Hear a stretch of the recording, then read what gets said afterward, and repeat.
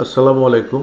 আমি ডাক্তার মোহাম্মদ জাহিদ রায়হান। আমি neurosurgery associate professor, বর্তমানে ঢাকা মেডিকেল কলেজে কর্মরত আছি। আপনাদের আজকে মাথা ব্যথা নিয়ে কথা বলবো।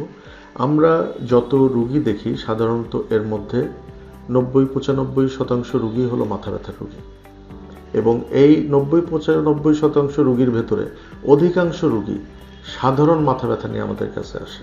সেটা কীরকম? যেমন রুগীরা এসে আমাদেরকে বলেন যে উনি ২০ বছর ধরে মাথা ব্যথায় কষ্ট পাচ্ছেন, উনি ৩০ বছর ধরে মাথা ব্যথায় কষ্ট পাচ্ছেন, ১০ বছর ধরে মাথা ব্যথায় কষ্ট পাচ্ছেন।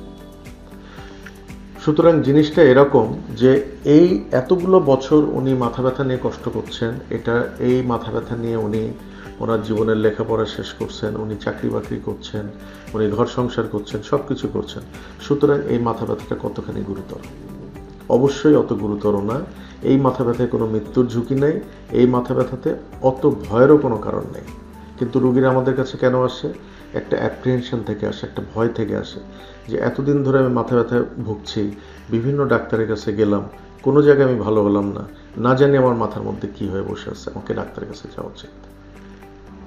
তো মোটা দাগে আমরা যে এটা বলতে চাই সেটা হলো যে সকল রুগী দীর্ঘদিন ধরে একই ধরনের মাথা ব্যথায় ভুগছেন, যে সকালের দিকে মাথা ব্যথা হয় অথবা বিকেলের দিকে মাথা ব্যথা হয়, অথবা মাথা ব্যথাটা একই রকম, মাঝে মাঝে তীব্র হয়, মাঝে মাঝে কমে যায়, মাথা ব্যথার ধরনের খুব একটা পরিবর্তন হয় না দীর্ঘদিনের মধ্যেও, দীর্ঘ বছর ধরে উনি মাথা ব্যথায় ভুগছেন, কিন্তু মাথা ব্যথার ধরনের খুব একটা পরিবর্তন নেই, একই ধরনের মাথা ব্যথা, কখনো কম কখনো বেশি।